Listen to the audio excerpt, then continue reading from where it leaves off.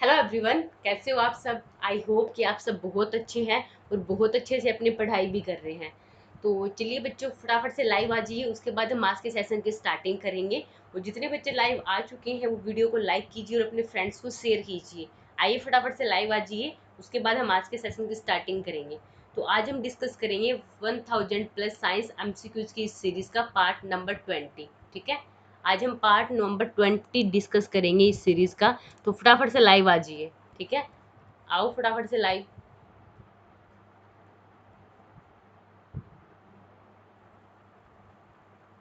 फटाफट से लाइव आइए, फिर हम स्टार्ट करते हैं। तो चलिए बढ़ते हैं आज के टॉपिक की ओर। और आज के टॉपिक का first question on your screen. How many feets has a crab got. कितने फीट होते हैं क्रैब के पास, बताइए शाबाश। ठीक है, जो क्रैब होता है यानी कि केंकड़ा, क्रैब यानी कि केंकड़ा, उसके पास कितने फीट यानी कितने पैर होते हैं। Option A 12, option B 10, option C 8 या फिर ऑप्शन डी 6। बताइए शाबाश। जो भी इस क्वेश्चन का राइट ऑप्शन है वो आप फटाफट से कमेंट कीजिए और फटाफट से इस क्वेश्चन का आंसर कीजिए। देखते हैं कौन सबसे पहले कमेंट करता है। कम ऑन गाइस, बताइए शाबाश। तो बढ़ते हैं इसके आंसर की ओर। तो question number option number C जिन्होंने किया है उनका बिल्कुल सही है। 8 क्रैब के यानी केंकड़े के जो फीट होते हैं, पाँव होते हैं, वो कितने होते हैं, 8 पैर होते हैं। ठीक है, बढ़ते हैं नेक्स्ट क्वेश्चन की ओर। Question number second on your screen. आपको बताना है which one of the following is found only in women.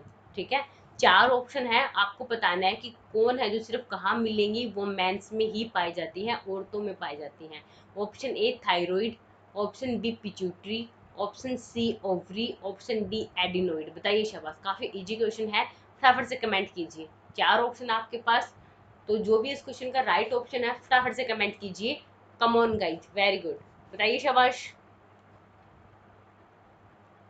फटाफट जल्दी, टाइम लिमिट को ध्यान में रखते हुए आंसर करना होता है ना, फटाफट से कमेंट कीजिए। चलिए बढ़ते हैं इसके आंसर की ओर। जिन बच्चों ने किया था ऑप्शन नंबर सी, बिल्कुल सही, ओवरी। ठीक है, ओवरी जो है वो सिर्फ किस में पाई जाती है, फीमेल्स में पाई जाती है। बाकी थायराइड ग्लैंड भी, पिट्यूटरी ग्लैंड और ये एडर्नल ग्लैंड होगा। ठीक है, ये तीनों एक किस में होते हैं, सभी में होते हैं, बोथ मेल एंड फीमेल दोनों में। ठीक है, उसके बाद है question number third. Which one of the following is not a function of kidney. आपको बताना है कि इसमें से कौन सा एक ऐसा फंक्शन है जो किडनी नहीं करती। मतलब किडनी का एक फंक्शन नहीं बताना है आपको, हाँ वाला नहीं। 3 ऑप्शन ऐसे होंगे जो किडनी करती है, आपको वो एक ऑप्शन ढूंढना है जो किडनी का फंक्शन नहीं होता।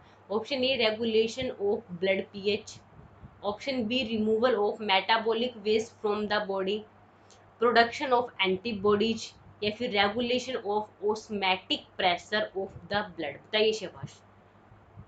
4 ऑप्शन है, फटाफट से कमेंट कीजिए कि इस क्वेश्चन का राइट आंसर क्या होगा। बताइए गाइस, फटाफट से, जल्दी, जितनी जल्दी हो उसके आंसर कीजिए। बताइए शाबाश, देखते हैं कौन सबसे पहले कमेंट करता है। Come on guys, very good friends, बताइए। तो चलिए बढ़ते हैं इसके आंसर की ओर। जिन बच्चों ने किया था ऑप्शन नंबर सी, बिल्कुल सही, प्रोडक्शन ऑफ एंटीबॉडीज। किडनी का काम नहीं होता, वेस्ट को रिमूवल करने का काम होता है। ऑस्मोटिक प्रेशर ऑफ ब्लड भी ये क्या करती है, रेगुलेट करती है। And regulation of blood pH भी कौन करता है, किडनी करता है। बढ़ते हैं नेक्स्ट क्वेश्चन के। Question number 4 on your screen. Water in plants is transported by. Plant के अंदर जो वाटर है वो ट्रांसपोर्ट किसके थ्रू होता है, पहले भी हम पढ़ चुके हैं। तो सभी बच्चों का सही होना चाहिए, कोई भी गलत नहीं करेगा। पानी कहाँ देते हैं, प्लांट के नीचे यानी कि रूट्स में दिया जाता है ना। तो वाटर को अब्जॉर्ब कौन करता है प्लांट में, रूट अब्जॉर्ब करती है। अब वो वाटर किसके पास है, रूट के पास है। और हमें कहाँ तक लेके जाना है उसको, हमें उसके स्टेम वाले पोर्शन को भी, यानी कि तना, उसकी जो ब्रांचेज होती हैं वहां तक भी पहुंचाना है, जो लीव्स होती हैं वहां तक भी पहुंचाना है। तो वहां तक वाटर लेकर कौन जाता है वो आपको बताना है। कैम्बियम, फ्लोएम, एपिडर्मिस या फिर जाइलम। बताइए शाबाश। डाउनवर्ड टू अपवर्ड वाटर का जो ट्रांसपोर्टेशन है प्लांट में कौन करता है, फटाफट से कमेंट कीजिए। बढ़ते हैं इसके आंसर की ओर। तो जिन्होंने किया था ऑप्शन नंबर डी, बिल्कुल सही, जाइलम। ठीक है, एक कॉम्प्लेक्स टिश्यू होता है जाइलम, जो क्या करते हैं, वाटर का अपवर्ड ट्रांसपोर्टेशन करते हैं, ठीक है। ऐसे ही एक होता है फ्लोएम, ठीक है।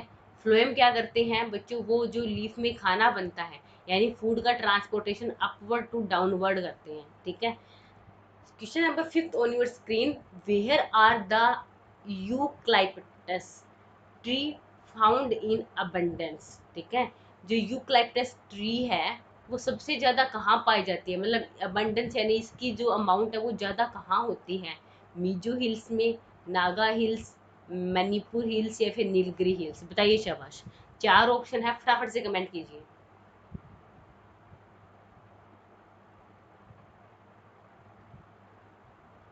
बताइए शाबाश, वेरी गुड गाइस, फटाफट से कमेंट कीजिए। बढ़ते हैं इसके आंसर की ओर। जिन बच्चों ने किया था ऑप्शन नंबर डी बिल्कुल सही, नीलगिरी हिल्स। इनकी जो अबंडेंस है वो कहाँ होती है, नीलगिरी हिल्स में सबसे ज़्यादा पाए जाते हैं। तो question number 6 on your screen, the gas use for artificial fruit ripening of green fruit is. आपको बताना है कि आर्टिफिशियल राइपनिंग के लिए कहाँ ग्रीन फ्रूट्स के अंदर कौन सी गैस का यूज किया जाता है। Option A ethylene, option B acetylene, option D ethane, option D methane, बताइए शाबाश।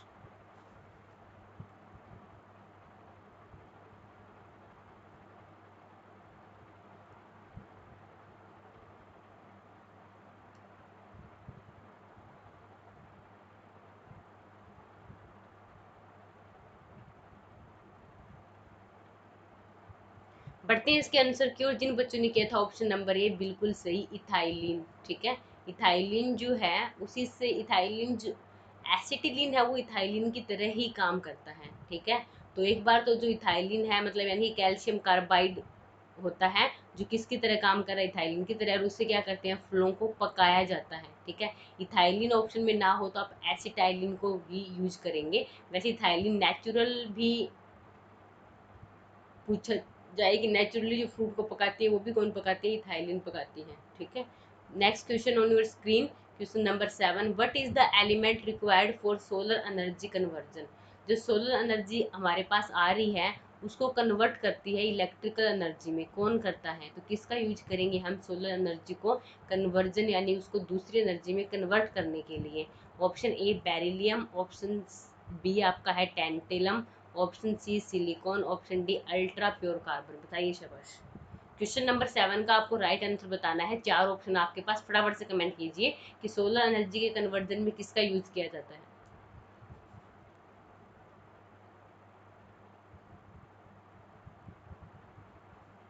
बढ़ते हैं इसके आंसर की ओर। तो इसका जो राइट आंसर है वो रहेगा बच्चों सिलिकॉन, ठीक है। सिलिकॉन जो अभी ये बनाई जाती हैं प्लेट्स जो घरों में लगाई जाती हैं settle,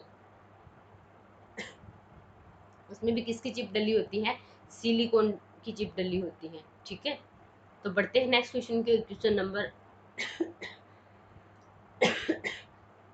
sorry 8 on your screen, which of the following type of coal has the lowest proportion of volatile matter। आपको बताना है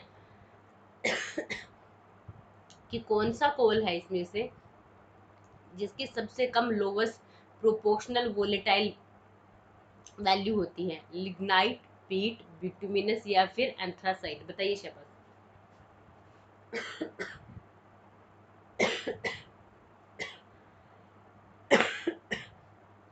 सॉरी, कार्बन की अमाउंट ज्यादा नहीं पूछी, ध्यान रखना कार्बन की अमाउंट ज्यादा नहीं पूछी हुई, यहाँ वोलेटाइल जो प्रोपोर्शन है वो पूछा हुआ है। अब वो भी सबसे कम बताना है किसमें होता है। तो बढ़ते हैं इसके आंसर की ओर। जिन बच्चों ने किया था ऑप्शन नंबर डी बिल्कुल सही, एंथ्रासाइड। कार्बन की अमाउंट तो इसमें सबसे ज़्यादा होती है, अप्रोक्सीमेट 95% तक होती है कार्बन की अमाउंट, बट जो वोलेटाइल प्रोपोर्शन है वो इसमें लोवेस्ट होता है, सबसे कम होता है। Question number 9, what is the chemical name of baking soda. Baking soda का केमिकल नेम बताना है आपको। Sodium carbonate, sodium bicarbonate, sodium nitrite, sodium nitrate, बताइए शाबाश। बेकिंग सोडा का केमिकल नेम बताना है तो फटाफट से कमेंट कीजिए कि क्या होगा। 4 ऑप्शन है तो बताइए इसमें से राइट ऑप्शन कौन सा है। किस ऑप्शन के साथ जाओगे आप? ए बी सी डी किसके साथ जाओगे? बताइए शाबाश। तो बढ़ते हैं इसके आंसर की ओर। जिन बच्चों ने किया था ऑप्शन नंबर बी बिल्कुल सही, sodium bicarbonate. Sodium hydrogen carbonate भी कह सकते हैं और सोडियम बाइकार्बोनेट भी कहा जा सकता है।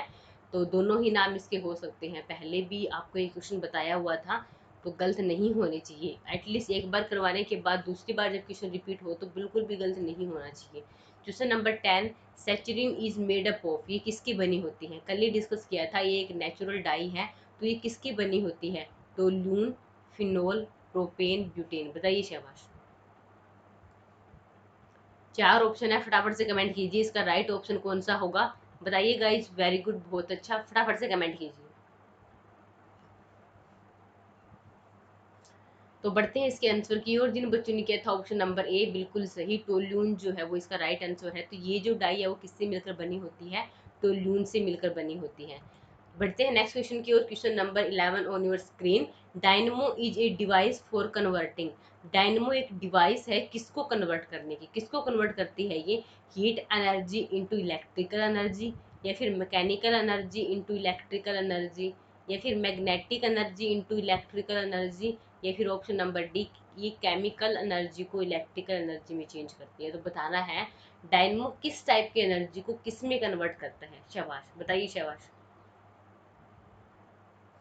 जो बड़े बड़े ये जो पावर हाउसेज लगाए जाते हैं, डायनमो जिसको रोटेट करते हैं, घुमाया जाता है, तो ये किस टाइप की एनर्जी को किस में कन्वर्ट करता है? फटाफट से कमेंट करती है। 4 ऑप्शन है आपके पास और आप कौन से ऑप्शन के साथ जाओगे?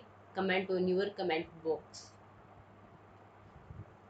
तो चलिए डिस्कस करते हैं। Option number B is the correct. जिन्होंने किया था ऑप्शन नंबर बी उनका बिल्कुल सही है, mechanical energy into electrical energy. एक मैकेनिकल एनर्जी को किस में कन्वर्ट कर देते हैं? इलेक्ट्रिकल एनर्जी में। याद रखना, डायनमो क्या करता है? मैकेनिकल एनर्जी को केमिकल एनर्जी में कन्वर्ट करते हैं। ठीक है। Question number 12 on your screen, will rises up the wick in a lamp because. ठीक है।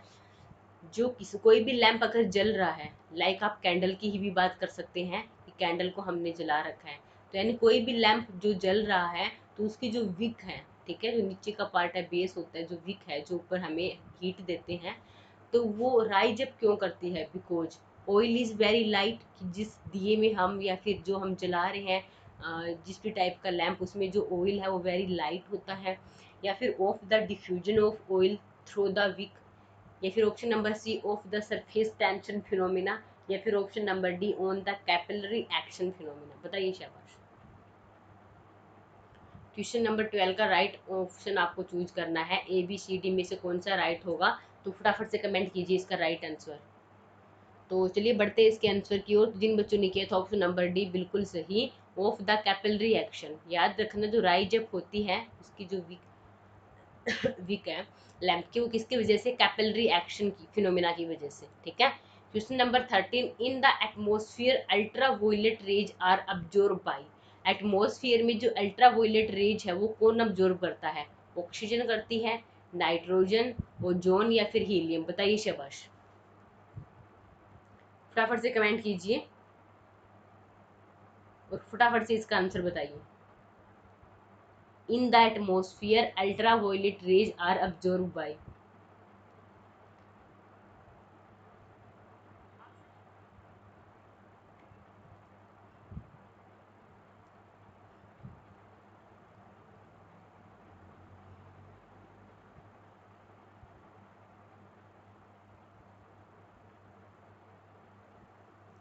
तो इसका जो राइट आंसर है वो रहेगा आपका ऑप्शन नंबर ए। तो जिन्होंने किया था ऑप्शन नंबर ए वो बिल्कुल सही है।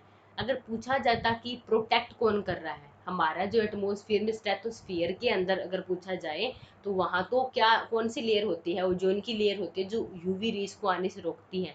बट अगर यूवी रेज आ भी जाती है और हमारे इसी एटमोस्फियर में, हमारे इस वातावरण में है, तो उसको कौन ऑब्जर्व करता है? ऑक्सीजन ऑब्जर्व करता है। ठीक है। तो क्वेश्चन समझिए पहले, फिर उसका आंसर कीजिए। Question number 14 on your screen, an electron microscope give higher magnification than an optical microscope because. जो इलेक्ट्रॉन माइक्रोस्कोप होते हैं उनका मैग्निफिकेशन पावर, यानी कि वो छोटे से छोटी चीज़ को भी बड़ा करके दिखा देते हैं, तो उनकी मैग्निफिकेशन पावर हायर होती है। बट जो नॉर्मल ऑप्टिकल माइक्रोस्कोप होते हैं उनकी इनसे कम होती है। रीजन क्या है, कारण क्या है इसके पीछे? Option A, it use more powerful lenses, क्या वो ज़्यादा पावरफुल लेंस यूज करता है। B, the velocity of electron is smaller than that of visible light, क्या उसकी जो वेलोसिटी है इलेक्ट्रॉन की वो स्मॉलर होती है विजिबल लाइट से। या फिर the electrons have more energy than the light particles. या फिर द वेवलेंथ ऑफ जो इलेक्ट्रॉन्स होते हैं, इस electrons is smaller as compare to the wavelength of visible light. या फिर जो इलेक्ट्रॉन्स है उनकी जो वेवलेंथ है वो स्मॉल होती है किसके कंपैरिजन में?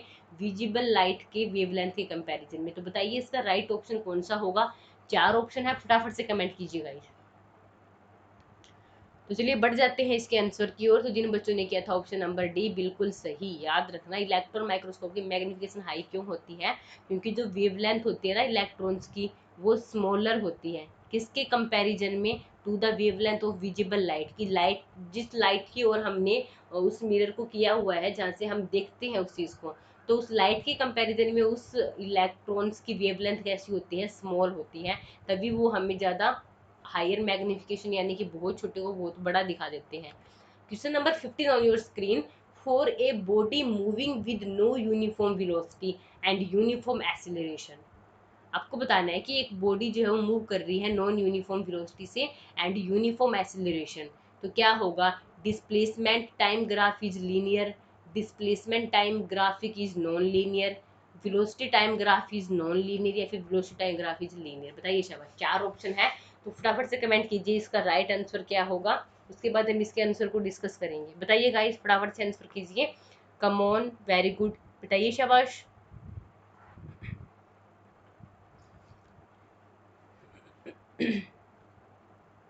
सॉरी, चलिए डिस्कस कर लेते हैं ऑप्शन नंबर बी। जो डिस्प्लेसमेंट टाइम ग्राफ जो बनेगा वो नॉन लीनियर बनेगा। कैसा बनेगा? डिस्प्लेसमेंट का टाइम ग्राफ बनेगा और कैसा बनेगा? नॉन लीनियर बनेगा। कब? जब एक बॉडी मूव कर रही है यूनिफॉर्म वेलोसिटी से एंड यूनिफॉर्म एक्सेलरेशन, तो डिस्प्लेसमेंट टाइम ग्राफ और नॉन लीनियर बनता है। ठीक है, आज के लिए इतना ही। ठीक है, 15 क्वेश्चन हो चुके हैं। तो फटाफट से कमेंट करके बताइए कि आउट ऑफ 15 आपने कितना स्कोर गेन किया। और कल की क्लास में सुमिता ने टॉप किया था, कॉन्ग्रेचुलेशन सुमिता। आज की क्लास में बताइए किसने हाईएस्ट मार्क्स गेन किए हैं। बताइए शाबाश, सारे बच्चे कमेंट करेंगे। Thanks for watching. अगर आप नए हो तो चैनल को सब्सक्राइब कीजिए और बेल आइकन को प्रेस कीजिए।